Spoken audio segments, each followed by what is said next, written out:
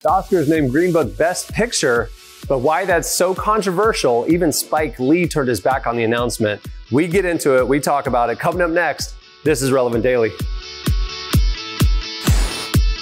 Relevant Daily. Hey everyone, I'm Cameron Strang, and welcome to Monday and welcome to Relevant Daily, where we cover the latest of what you need to know at the intersection of faith and culture.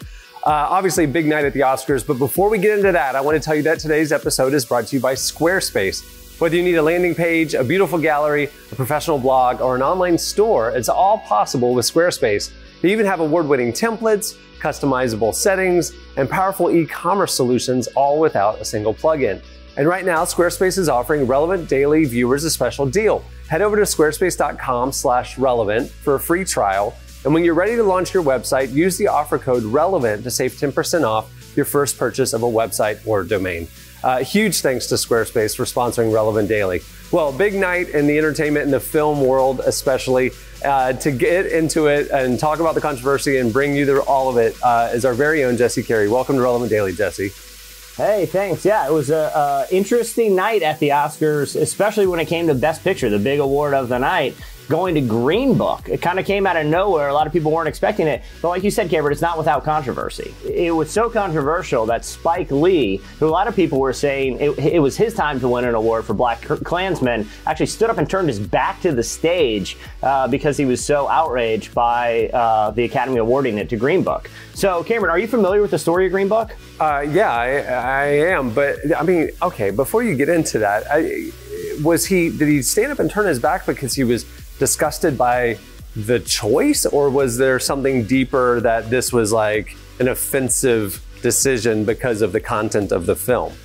Yeah, it's more the latter. I mean, there's probably a lot of motivations going on because I think he felt deserving of an award and recognition, but really it had to do with some of the racial controversy surrounding the film itself. So the film tells the story of a famous musician named Don Shirley and his driver who drives him through the Deep South on a tour. Along the way, they have a lot of conversations that have to do with race and culture.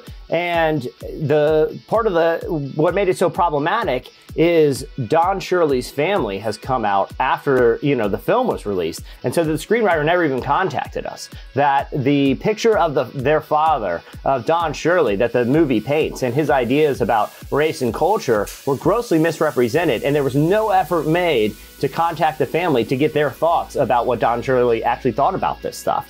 Also, Peter Farrelly, the Farrelly brothers. So he's the one who directed the film. He did a bunch of 90s comedies like There's Something About Mary, Dumb and Dumber. He's been alleged to have really problematic behavior on movie sets back in the 90s, kind of during the heyday there.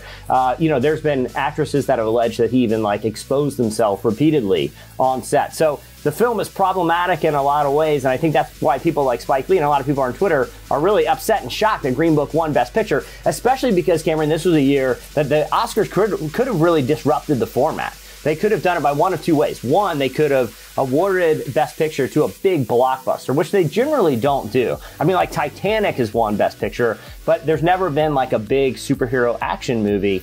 But this year you had Black Panther, which isn't just a great movie and commercially and critically successful, but also had important things to say and interesting things to say. The other one is they could have given it to Roma, which got a lot of critical buzz. And a lot of people were saying that that was potentially the favorite coming into the night. But the reason that would have been so disruptive, even along with it having some interesting stylistic choices, is that it's a Netflix movie. And Netflix has really been disrupting the movie industry. And the Oscars could have gone one of those two directions, but instead they played it, in their mind, seemingly safe with a conventional movie like Green Book. It will be interesting to see moving forward how kind of more traditional institutions like the Academy Awards even define what a movie is. I mean, if it's only something on a streaming service and it's over an hour, is it now available to be awarded an Oscar? But there were a couple other interesting moments in the night. One was Pharrell came out to give the award for Best Animated Feature, which went to Into the Spider-Verse, which I think, that was one of my favorite movies of the whole year. Visually, It had great music, great story. But as he was presenting, he actually quoted 1 Corinthians 13 as part of the intro. Well, here's a clip of what Pharrell had to say. When I was a child, I spoke as a child. I understood as a child. I thought as a child. And when I became a man, I put away childish things. So interesting context of him using the teachings of Paul to introduce the best film for kids, but still like an interesting moment for the night. The other thing to note about Pharrell is he's all about the shorts, man. Like it's not a question anymore if he's wearing shorts. It's what kind of shorts he's wearing. The one thing I would like to know about Pharrell last night is he went with the camo tux with the shorts and white knee-high socks. No one else you could count on your single hand how many people would pull that off and actually look cool, and Pharrell is awesome. So up next on Who Wore It Best, this is Joan Rivers. Sorry. And it's all shorts, and there's only one category, and it's Pharrell from multiple angles. Well, obviously, big night at the Oscars. Is there anything else going on to start the week off at the intersection of faith and culture? Yeah, so we actually, last week, Cameron, we talked, I think you and Huckabee talked about Robert Kraft and how he was involved in this new organization with Meek Mill and Jay-Z to do criminal justice reform. He's among the billionaires. Well, a lot of people have seen him in the news for a really unfortunate and really unsettling reason. His name was one of the names that police say was involved in a human trafficking and prostitution ring. Now, Robert Kraft has denied the allegations, but this story, there's going to be a lot more coming out this week. There was actually a billionaire hedge fund manager who was named this morning as visiting these like massage parlors that were actually fronts for prostitution. Now, some of the information, the New York Times just did a big story that came out this morning to talk more about this story. Right now, police have issued arrest warrants for about 173 people in Central Florida involved in this thing. South Florida, be clear. We're in Central Florida. That's South Florida. It's a different world down there.